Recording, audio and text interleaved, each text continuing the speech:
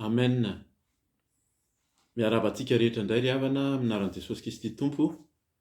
Tafahoana amin'izao amin'ny alalan'ny vidéo zao ahafahantsika mifampahery, mifampizara ny tenin'Andriamanitra.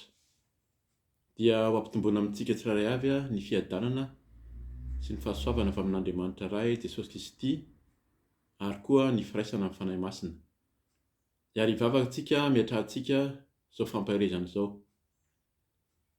Ry Andriamanitra Ray, ry Jesosy Kristy Tompo, fanahy masina, midera, mankalaza, manome voninahitra anao indray mpanomponao, tafahoana aminao ankehitriny, hifampizara, hanambara ny sitraponao, hampahery ny vahoakanao Tompo amin'izao andro farany izao satria efa akaiky ny fahatongavanao.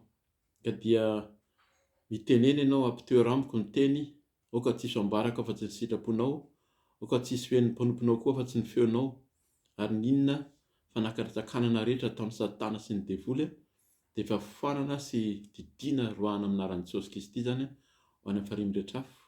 Fa ny ranao soa, ny ranao Jesosy mandory sy manafaka no hiteny ampiteny, ampafantatra anay ny sitraponao, ka dia mitenena araka ny fombanao fa voninkaino izay saotra Jesosy Kristy. Alleluia. Amen. Amen. Dia faly tokoa zany ny tenanay tafahoana indray afaka mizara izao tenin'Andriamanitra izao.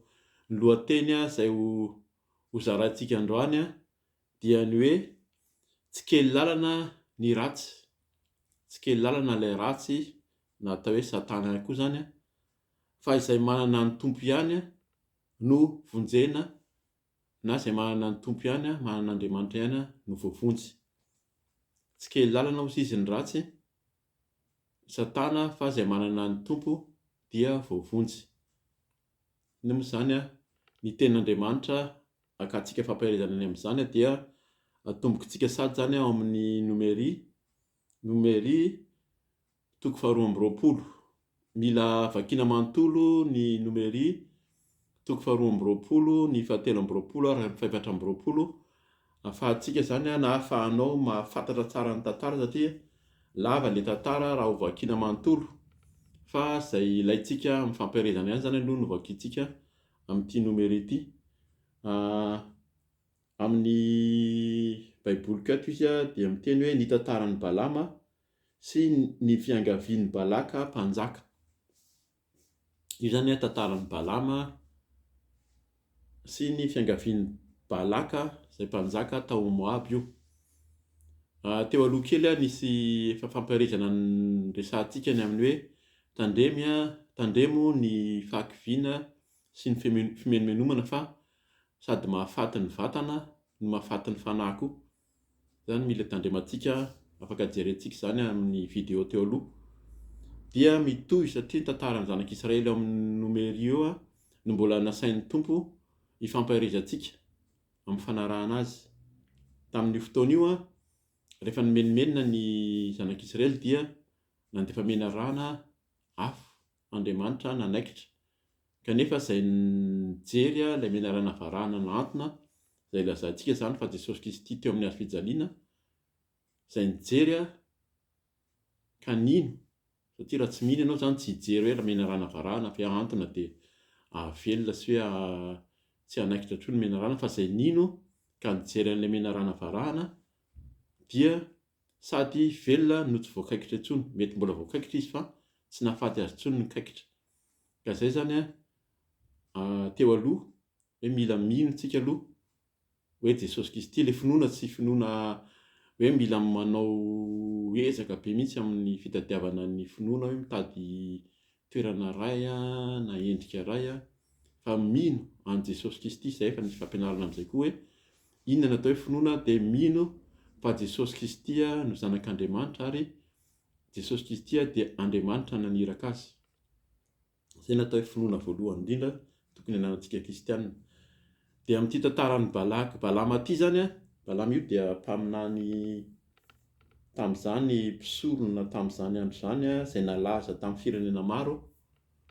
Fa ho vakiantsika aloha zany ny partie sasany ny andininy amin'ny atoko faharoa amby roapolo amin'ny Numeria, dia vakiantsika zany ny andininy voalohany ka hatramin'ny faharoa ambin'ny folo.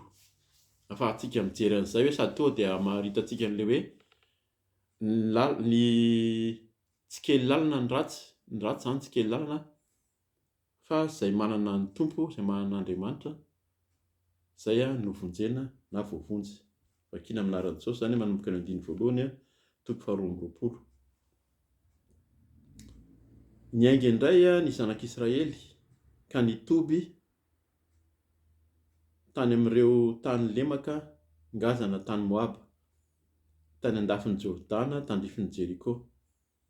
Ary i Balaka zanak'i Zipora dia nahita izay rehetra nataon'i Israely tamin'ny Amorita, raiky tahotra indrindra ny Moabita teo anatrehan'ny olona, satria maro be izy, ary nangororo ny Moabita noho ny zanak'Israely. Dia hoy izy tamin'ny lolon'ny Midianita, ankehitriny dia iraoka izay rehetra manodidina antsika ireto vahoaka be ireto, tahaka ny firaokan'ny omby ny zava-maitso any an-tsaha.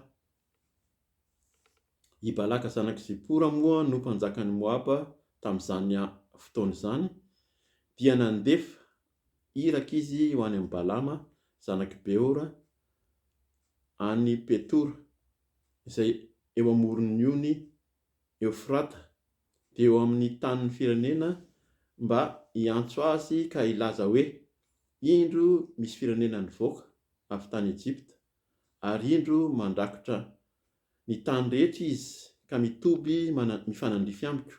Koa ankehitriny mba makanisa aty ka hozony io firenena io, fa mahery noho izao izy. Asa angamba mba azo amely azy isika ka androaka azy hiala amin'ny tany aho, satria fantatro fa izay tsofinao rano dia voatay, ary izay hozoninao dia voahozona. Dia nandeha ireo lohan'ny Moabita sy ireo lohan'ny Midianita hitondra ny saran'ny fanaovana sikidy teny an-tanany, dia nakany amin'ny Balama izy ireo ka nilaza taminy ny tenin'ny Balaka. Ary hoy Balama taminy, mandria aty amiko ny oalina dia hamaly ny teninareo aho araka izay holazain'ny tompo amiko. Dia nitoetra tao amin'ny Balama ireo andrianan'ny Moaba, ary Andriamanitra nakao amin'ny Balama ka niteny hoe, iza moa ireo lehilahy ato aminao ireo? Dia hoy Balama tamin'Andriamanitra, i Balaka zanak'i Zipora mpanjakan'ny Moaba no nandefa iraka taty amiko ka niteny hoe, indro ny firenena izay nivoaka avy tany Ejipta mandrakotra ny tany rehetra, koa makanesa aty ankehitriny ka hozony ho ahy izy, angamba aharesy azy aho ka aharoaka azy. Ary hoy Andriamanitra tamin'ny Balama, aza mandeha miaraka aminy na manozona izany firenena izany, fa voatay izy. Ajanontsika eto ny famakiana ny tenin'Andriamanitra. Zay zany ny teny navakiantsika. Araka ilay teny teo zany, araka ny lohateny dia ny ratsy kely lalana. Raha dinihana amin'ity zavatra miseho ity iverina kely angambany, iverina kely amin'ny tantaran'ny Israely teo, araka ilay teny teo hoe rehefa nanangana ny menarana varahana Mosesy dia afaka sy namindra fo ny tompo, ka dia betsaka ny velona zany tamin'ny zanak'Israely izay nomenomenina sy kivy, fa nisy ihany koa ny maty. Dia taorian'izay dia nandalo ny tanànan'ny Amorita zareo, fa nolavin zareo ireo, fa no nangataka tamin'Andriamanitra ny zanak'Israely, dia niteny mihitsy Andriamanitra hoe mandehana dia reseo indray ireo. Dia resy ny zanak'Israely ireo, izay nahatonga ny nandalo teo amin'ny sisin-tany Moaba aty zany ny zanak'Israely tamin'ny mandroso makany amin'ny tany Kanana izy io. Efa akaiky ny tany Kanana, efa hiditry ny tany Kanana zareo. Dia natahotra amin'izay Balaka, mpanjakan'ny Moaba teto zany. Dia niantso an'i Balama zany izay mpiskidy malaza hoe izay tahiny dia voatay, izay hozoniny dia ho simba zany, dia ho voahozona tokoa. eto zany a no lesona voalohany raisintsika fa isika rehefa miaraka amin'Andriamanitra, tsika mpanompon'Andriamanitra, zanak'Israely reto a, efa mifidian'Andriamanitra. Raisintsika ihany izy satria tsara mamaky an'izy. 12:12 Aroy Andriamanitra tamin'ny Balama aza mandeha miaraka aminy na manozona izany firenena izany fa voatay izy. Firenen'Israely io zany a dia mifidian'Andriamanitra manokana ary nitahiny. Ary izay araka ny tenintsika teo, izay tiany Tompo, izay voatahan'Andriamanitra dia tsy azon'io ozo nataony manodidina io. Lesona anankiray araka ny efa niresahako teo zany a dia ny manodidina rehefa manaraka ny tompontsika, rehefa ao anatin'ny fahamasinana, fahamarinana, rehefa te handeha araka ny sitrapon'Andriamanitra dia betsaka ny mitazana ny fahavalo izay tonga mihitsy. Satria betsaka ny tsika ao anatin'izao, indrindra moa zany ao anatin'izao fitoriana, fampahafantarana ny marina, ny fahamasinana amin'ny fanarahana an'Andriamanitra zao, dia tsy kely lalana ny devoly fa mitady izay anakanana hanapotehana antsika ilay mpanompon'Andriamanitra aloha sy ny manodidina rehetra izay misy antsika. Ka izay zany no hoe fampitandremana. Iny moa zany hoe fampitandremana fa rehefa tena ao amin'ny tompontsika, rehefa manana an' Jesosy, manana an'Andriamanitra, dia araka ny teny teo hoe tsy voaozona fa firenena voataha. Izay zany ilay hoe mila manana an'Andriamanitra tsika. Izy moa ilay manana an'Andriamanitra io. Zanak'Israely araka ny resahantsika teo fa na dia fidian'Andriamanitra ireo ary tena tian'Andriamanitra araka ny teny hoe voatahy fa nisy ny menomenona, nisy ny kivy dia maty ihany. Ary misy no nandà, nisy be da be no nanao tsinitsinina an'Andriamanitra dia maty, ary nakabeazan'izy ireo moa zany na izy saika izy rehetra dia maty, izay nivoaka nitahian'Andriamanitra hoe hivoaka ny tany Ezipta, fa maty daholo ny mihoatra ny 20 taona. Fa tsisy tafiditra tany amin'ny tany Kanana araka ny fantatsika fa tsy Kaleba sy Joshua izay nandà, izay olona nitsidika ilay tany Kanana zany alohan'ny hidirana tao, izay miteny fa ho azontsika ilay izy na dia olona lehibe sy matanjaka ary ny olona izay tao. Ka izay zany mila miorona tsara zany tsika mpanompon'Andriamanitra manara-dia an'i Jesosy fa na dia miaraka amin'ny Tompo ary dia mety ho faty ihany eny an-dalana raha miala na ao anatin'ny fimenomenomana, ao anatin'ny vakiviana, ao anatin'ny fialana ny ten'Andriamanitra, ao anatin'ny fahalotoana. Efa voateny foana moa zany ny fahalotoana rehetrarehetra, ny amin'ny faharatsian'ny olona, ny amin'ny fony, ny amin'ny fanaony. Mbola ho vakiantsika izay avy eo fa mila mitandrina tsika. Fa raha manana ny tompontsika dia ny devoly koa tsy kely lalana. Tazana ianao zany, tazana lavitra izy. Fantan'ilay Balaka ty zany, ilay mpanjakan'ny Moaba, fa tazaniny lavitra, tsy mandalo ny zanak'Israely dia tazana lavitra fa mandresy, manana ny fahefan'Andriamanitra, dia mitady hevitra izy hanozonana azy mba ho simba, mba ho resy ny mpanompon'Andriamanitra. Izay zany misy toriteny izay ary endriko ilay mandeha fa misy olona zany dia rehefa amin'ny 12 alina ka hatramin'ny 3 maraina dia mahavita mivoaka eny an-tokotany dia manandrify ny tanàna na ny trano varavarana izay alany dia hozoniny manozona. Ny devoly io na ny ratsy dia tena mitady hevitra mihitsy amin'izany resaka fanozonana zany hanapotehana ny fiainan'ny zanak'Andriamanitra, ny fampandrosoana ny fanjakan'Andriamanitra. Io tena ary indrindra any amin'ny firenena misy antsika any Madagasikara izay magaga, mampalahelo fa hiazaka zahan'ny olona satria izany no heveriny olona fa tsara dia mandeha any amin'ireny mpisikity hitantsika eto fa Balama dia mpisikity. Mandeha any amin'ny mpanao mpisikity ary ny mpanao fisikity zany raha hitantsika eto koa dia tokony hitondra ny fahasoavan'Andriamanitra. Izay ny tsy itiavan'ny zareo amin'ny mpanompon'Andriamanitra, izay miteny ny fahamarinana, miteny ny fahamasinana, dia mitoro ny fahamasinan'Andriamanitra dia toerin'izy ireo satria manohitra ny faharatsiana. Zay zany no mila hitandremantsika na mila fantarintsika mpanompon'Andriamanitra manara-dia an'i Kristy ao anatin'ny famasinana sy ny fahamarinana zao, hitady ny ampafantatra ny olona ny fanjakan'Andriamanitra, satria lalana araka ny teny eo andeha ho any amin'ny tany Kanana reto zanak'Israely reto, tany tondra dronono sy tantely. Dikan'izany atsika izay andeha any amin'ny fitahian'Andriamanitra ary indrindra andeha any amin'ny fanjakan'Andriamanitra any an-danitra zany, izay ny tanjona amin'izao andro farany izao, dia betsaka ny sakana tsy hitondra ny olona ao amin'ny fanjakan'Andriamanitra io izay nampananteran'i Jesosy hoe ny fanjakany sy ny fahamarinany.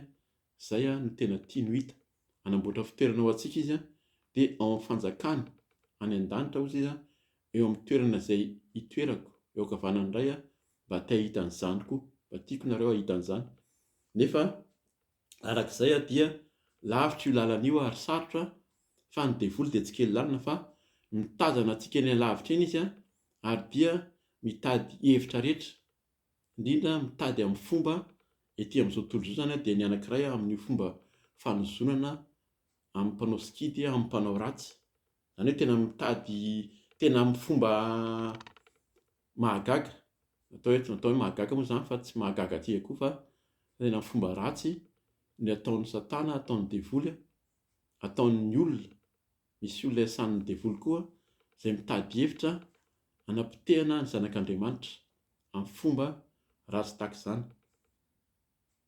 Araka ny tenin'ny Tompo zany eo amin'ny Efesianina 4:1 dia isika tsy miady amin'ny nofo aman-drà fa amin'ny fanapahana ety amin'izao rehetra izao dia ny fanahy ratsy eny amin'ny rivotra.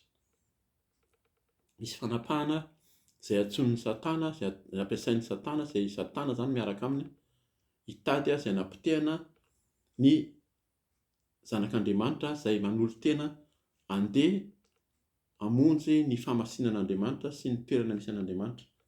Dia nivakitsika teo zany ny amin'ny tantaran'ny Balama, tantaran'ny Balaka, ary ny endrika nataony ho hanozonana ny zanakin'ny Israely.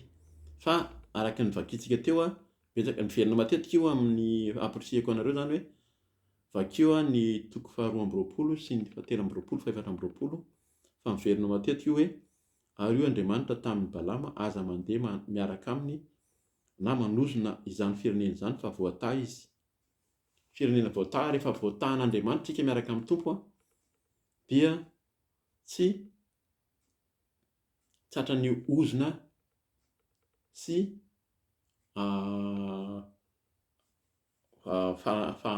fanakorontanana ataon'ny Satana io zany ny amin'ny fanarahana ny Tompo.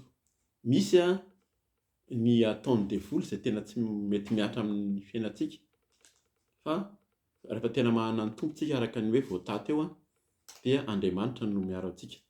Raisitsika sady zany izay satria mila jerena kely be da be moa zany ny tantaran'io amin'ny azafady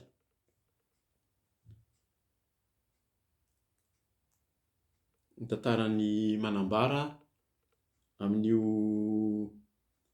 fanenjehana na ozona intelo nanozona nangataka amin'ny Balama mihitsy Balaka hanozona ny zanak'Israely intelo. Nanorona alitara ary izy, nanorona alitara ary izy ry zareo zany, zay moa mahagaga amin'izy ity fa nanino an'Andriamanitra ny ary Balama, satria rehefa nanorona alitara izy na rehefa tena andeha alohan'ny hanozonany araka ny vakivaky teny raisitsika teo dia niteny ihany izy hoe, hitantsika eo amin'ny andininy fahatohizana kely ngamba ny andininy 13 eo minaran'i Jesosy, dia ny fo maray ny Balama ka niteny tamin'ireo andian-dahin'ny Balaka hoe andeha mody amin'ny taninareo fa tsy avelan'ny Tompo, andeha hiaraka aminareo aho. Andininy 19 ary io Balama taminy mandria ty anio alina dia hamaly ny teninareo aho araka izay lazain'ny tompo amiko. Zany hoe mino an'Andriamanitra ihany izy. Zareo moa zany mino an'Andriamanitra kely be da be fa io Andriamanitra io misy olona izay vidiana ary io mampitandrina antsika zany izay mpanompon'Andriamanitra mety mandeha amin'ny sadasada koa manafangaro ny fanomponan'Andriamanitra sy ny fanompo-tsampy. Fa ho hitantsika fa ao aoriana kely eo rehefa tena na tsy nanozona ny tsy afaka nanozona ny zanak'Israely ary Balama fa fitahiana indray no teneniny dia niverina niaraka tamin'ny zareo tany amin'ny Moabita izy ary dia maty tany noho ny ady ny fanaovan'izy ireo koa zany tamin'ny zanak'Israely. Mahafaty raha mbola miaraka miriaria amin'ny fanaon'izao tontolo izao indrindra isika izay mpanompon'Andriamanitra izay mpanaradian'ny tompoko mila mitandrina isika zany izay no teniko hoe tsara vakiana manontolo ny 220, ny 720, 520 hatramin'ny 520 ary ahafantarana tsara hoe inona ilay tantara miseho. Tsy vakiako eto ary fa tena amin'io fandavana nataon'ny Balama na ny fieritrerehan'ny Balama io dia niseho mihitsy ny anjely, niseho tamin'ny anjely ary niseho tamin'ny borikiny hoe ny borika ny teny. Vakio zany fa mahagaga sady tsara ny mahalala ny tenin'Andriamanitra fa ny boriky ny ondry zany na borika dia tena ny teny mihitsy hoe tena fa manino ianao no tsy miheno an'Andriamanitra. Hafeziko amin'izay moa zany ilay tenin'Andriamanitra eto fa tsy vakiantsika manontolo fa vakio io fa tena tsara ny mahalala io tantara io koa. Ny nisehon'Andriamanitra na ny lefasan'Andriamanitra anjely niseho tamin'ny boriky sy niseho tamin'ny Balama. Dia takizay no hitondrantsika ny tenin'Andriamanitra teo no ahafantarantsika hoe misy olona na fomba izay ataon'ny Satana, ataon'ny devoly, ataon'ny fahavalo izay hanapotehana ny zanaky ny mpanompon'Andriamanitra izay manaradia ny tompo. Tena mitady hevitra ry zareo amin'ny fomba ary indrindra tsara ho fantatsika izany fa izay ilay hoe mivavaha mandrakariva fa ny devoly koa dia tsy kely lalina fa mitady hevitra ary ireo tsy mamatory andra-manalina fa mitady hevitra indrindra ho hanapotehana hanozorana ny fiainana zanaka mpanompon'Andriamanitra. Vakiantsika angamba eo amin'ny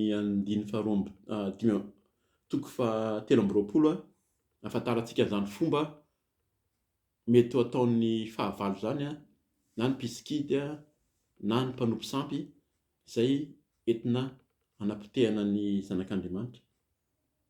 Dia hoy eo amin'ny 720 raisitsika ny 5 amin'ny anaran'i Jesosy.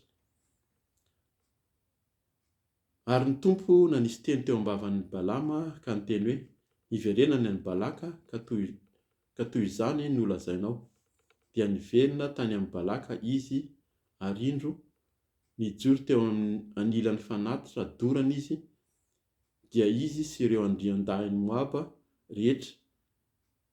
Eto zany dia nanao fanatitra manokana mihitsy i Balaka. Nasaina tamin'ny Balama ary io niaraka tamin'ny Balama, niaraka tamin'ireo olona manodidina azy hoe entina hiantsoana an'Andriamanitra mba hanozona ny zanak'Israely. Tohizatsika ny 7 dia nilaza ny lohateniny i Balama ka niteny hoe i Balaka dia nampaka Ay avy tany Arama, ny mpanjakan'ny Moaba dia nampaka Ay avy amin'ny tany tendrombohitra Tsinanana avia ka hozoiny i Jakoba mankanesa aty ka hanaparo ny fahatezeranao Israely. Ataoko ahoana no fanozona izay tsy nozon'Andriamanitra ary ataoko ahoana no tezitra amin'izay tsy nitezeran'Andriamanitra. Mbola tohizantsika ny 7 fa avy eto tampony vatolampy no ahitako azy ary avy eto amin'ny avoana no hitazanako azy. Indro firenena mitoka-monina izy ary tsy atao ho isan'ny jentilisa. Zany no fijerin'ny Balama, ny zanak'Israely zany firenena mitoka-monina ary tsy atao anatin'ny jentilisa. Zany ilay resantsika teo hoe rehefa miaraka amin'ny tompo manara-dia an'i Jesosy indrindra ao anatin'ny fitadiavana an'izany famasinana zany indraindray mahagaga ny olona satria lasa mitoka-monina isika ary tsy mifangaroharo amin'ny jentilisa hozy izy. Zany be dia be ny fampiarezana mikasika izay koa, fa fanamarihana kely zany fa tsika rehefa tena mitady amin'ny tompo dia gaga ny olona, hafahafa nareo hozy izy fa tsy mifangaroharo amin'izao tontolo izao intsony ianao ary mitoka-monina. Dia ny 720 no vakiky kely satria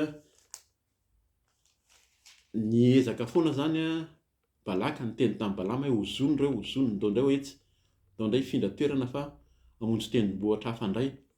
Tendrombohitra telo no niteteziny Balaka sy Balama nanorenana nanaovana fanompoan-tsampy hanozonana ny zanak'Israely, fa tsy niova ny tenin'Andriamanitra fa tamin'ny Balama. Na Balama ary dia nanaraka ny fomban'ny Balaka ihany fa Andriamanitra tsy niova. Zay zany mila mitandrina isika amin'ny fanompoan-tsampy ary tian'ny fanompoan-tsampy mihitsy io mandeha mitety tendrombohitra heverina fa any no misy ny fahamasinana sy iasan'ny hamangin'Andriamanitra. Ny 40 dia vavakitsika sady ary aminaran'i Jesosy. Ary ny tompo nitsena amin'ny Balama dia nanisy teny teo am-bavany hoe miverena makeo amin'ny Balaka ary izany no lazainao.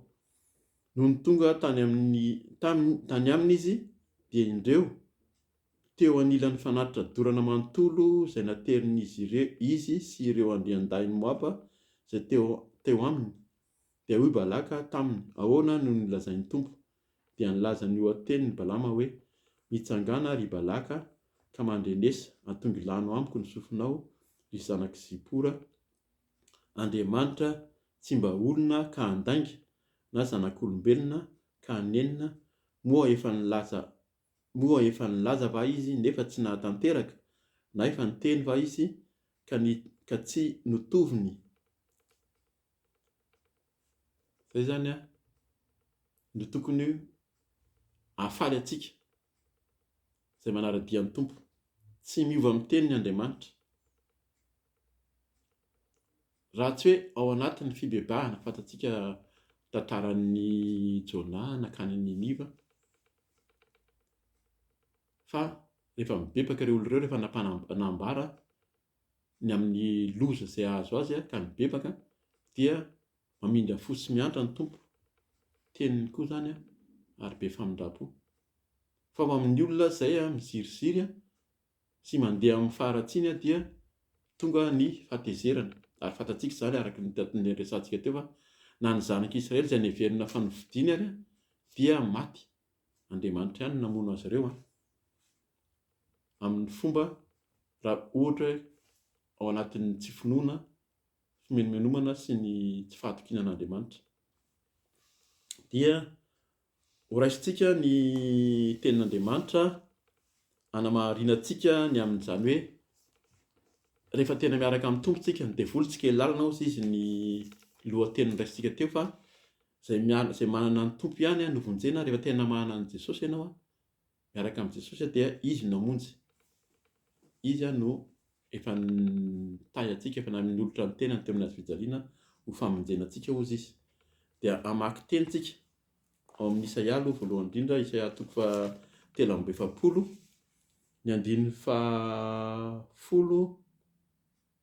ka hatramin'ny 11 no raisintsika, mahafantarantsika ahoana tokoa izany ny tenin'Andriamanitra amin'izay olona izay tena mifikitra sy marana dia aminy tokoa. Isaia 3:70, ny folo ka hatramin'ny telo amby folo aminaran'i Jesosy. Ianareo no vavolombeloko, hoy ny Tompo, sady mpanompoko izay novidiako mba hahafantaranareo sy hinonareo aho. Ka ho azonareo tsara fa izao no izy. Talohako dia tsy nisy Andriamanitra voaforona, sady tsy hisy handimby ahy. Izao dia izao ihany no Tompo, ary tsy misy mpamonjy afa-tsy izao. Izao no nilaza sy namonjy ary nanambara, ary tsy nisy olon-kafa tao aminareo, koa ianareo no vavolombeloko, hoy ny Tompo, ary izao no Andriamanitra. Eny hatramin'izany andro izany dia izao no izy, ary tsy misy maharombaka ny eto amin'ny tanako. Miasa aho, ka iza moa no ahasakana izany.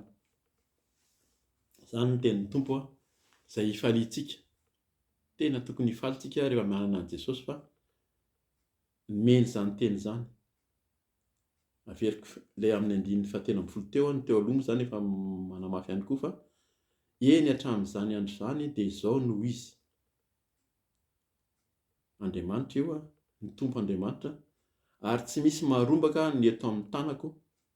Miasa aho, ka iza moa no hasakan'izany. Tsisy harombaka ny eo amin'ny tanan'Andriamanitra tahaka an'ireto zanak'Israely reto rehefa tena nifikitra sy nandeha tamin'ny fahamasinan'Andriamanitra izy. Dia mbola manamafy n'izany ihany koa ny tenin'Andriamanitra ao amin'ny Isaia 5:20, hovakintsika. Ny Isaia 5:20 hovakintsika manomboka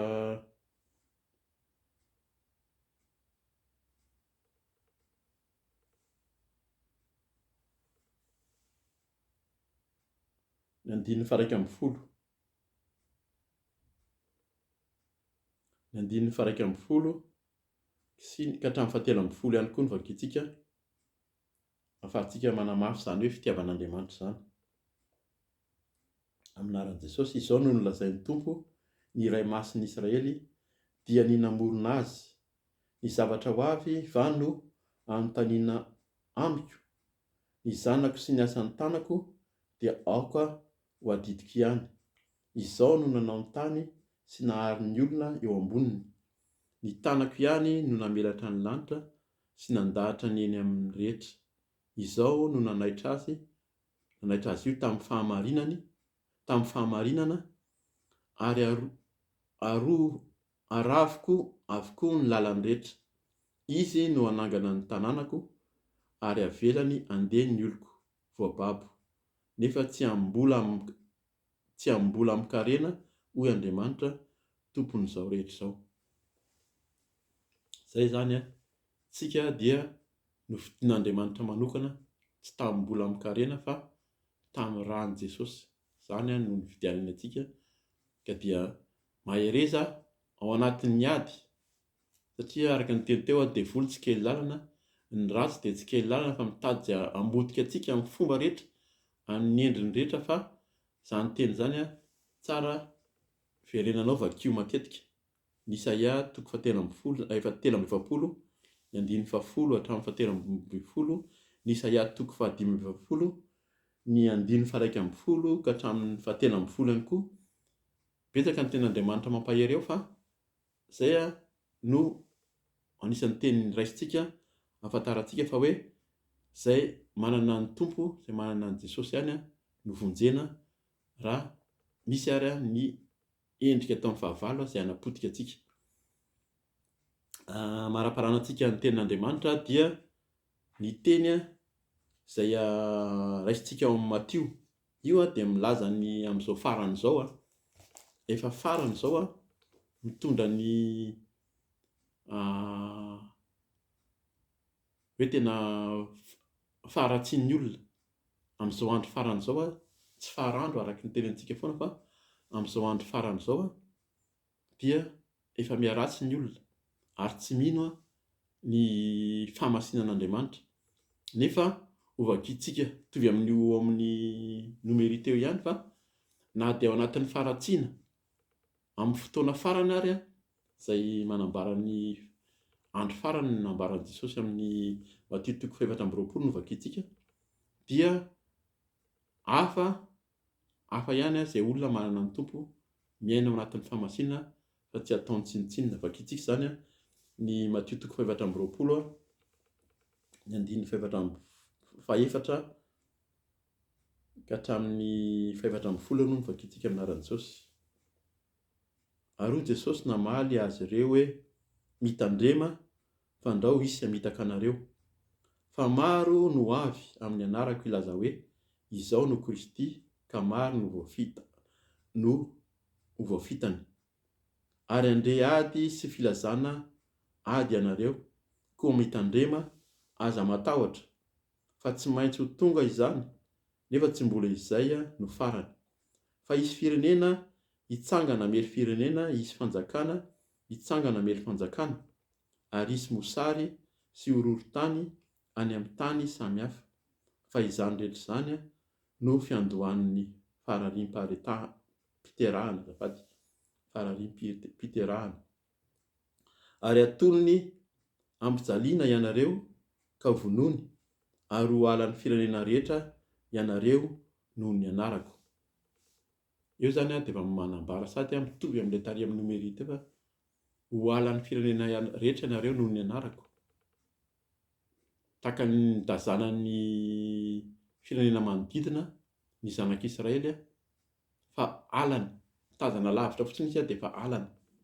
Dia tahaka izany koa tsika noho ny mitondra ny anaran'i Jesosy tsika dia halan'ny firenena rehetra. Toizantsika ny 10:10. Amin'izany andro izany dia maro no tafitohina ka ifampiampanga sy ifankahala. Isy mpaminany sandoka maro hitsangana ka hamitaka olona maro. Eo zany dia mitovy amin'izay mihitsy ny fiasan'ny Balama, izay mpaminany, mety sandoka izy fa mifangaro, mihaino ny tenin'Andriamanitra ihany nefa mihaino ihany koa ny tenin'ny fanompoan-tsampy izay ataon'ny olona zany tsy mino an'Andriamanitra. Isy mpaminany sandoka maro hitsangana ka mitaka olona maro, ary noho ny haben'ny tsy fankatoavan-dalàna dia hiamangatsika ny fitiavany maro, fa izay maharitra hatramin'ny farany no vonjena. Izay ny tenin'ny Tompo amintsika, mila maharitra hatramin'ny farany tsika. Ohatran'izany ny tantaran'ny zanak'Israely teo hiditra ny tany Kanana, izay naharitra hatramin'ny farany no tafiditra.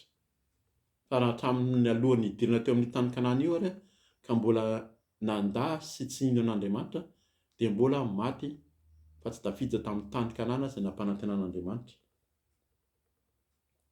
Dia 7:10 ary hotoriana maneran'izao tontolo izao ity filazantsara ny fanjakana ity ho vavolombelona amin'ny firenena rehetra, dia izay vao tonga ny farany. Izay zany mila mahafantatra ny olona rehetra tamin'ny zanak'Israely mihitsy zany. Tena nahafantatra daholo ny manodidina, zany nahatonga ny Balaka natahotra.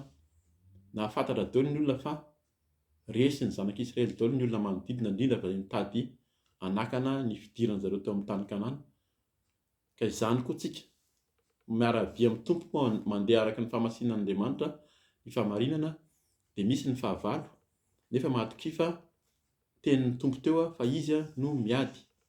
Nareo angina ohatsy izy fa za miady, Jesosy miady ho antsika.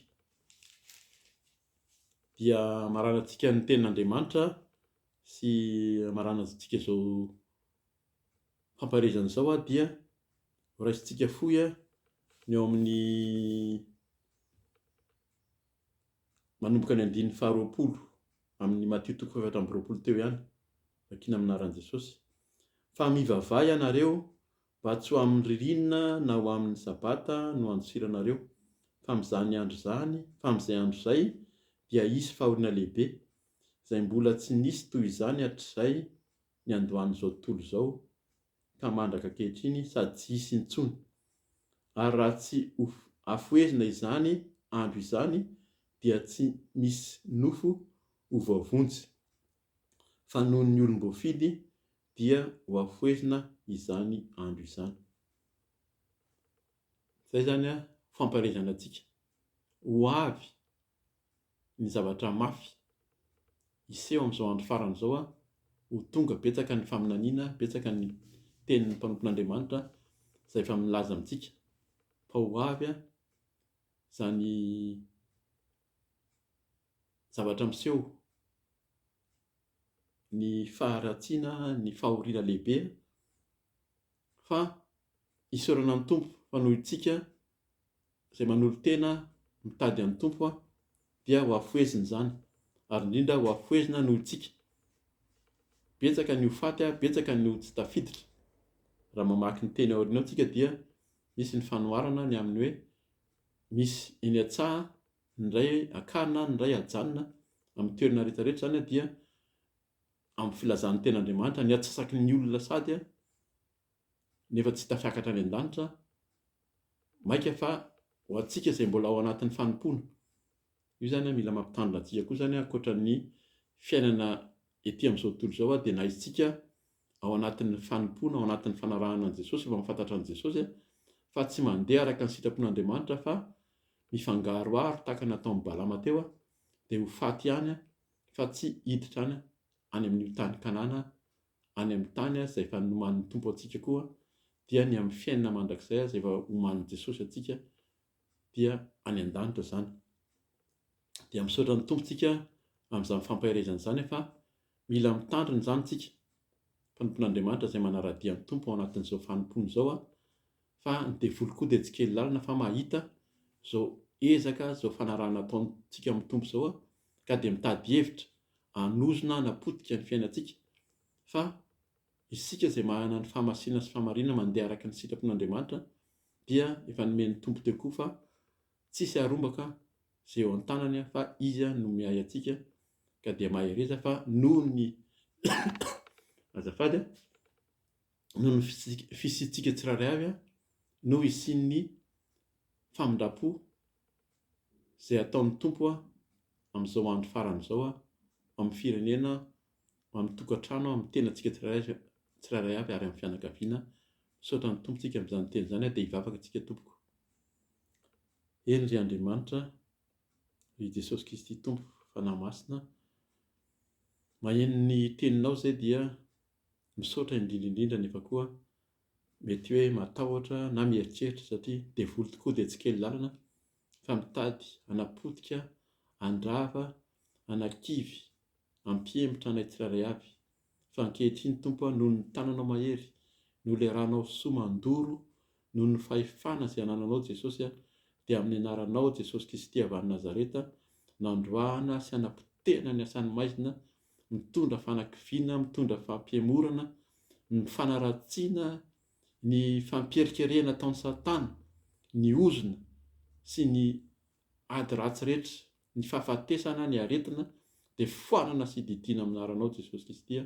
Tsy hanakely, tsy hanapahefana aminay mpanomponao fa ny ranao soa andakotra anay, dia ranao mandoro, afo mandoro ny ranao Jesosy, ny ranao ikoriana ao anatinay, ny ranao no tena hiasa aminay ary ny fanenao masina omba anay tsiraray avy ka dia hiasay ianao tompo manjakà amin'ny fiainanay tsiraray avy ho voninahitry ny aranao izany dia amin'ny aranao Jesosy Kristy no avan'izany vavaka rehetra izany. Misaotra Jesosy, mamaly vavaka, mamindra fo, mamela helika isan'andro. Misaotra tompo, aleloia, amen.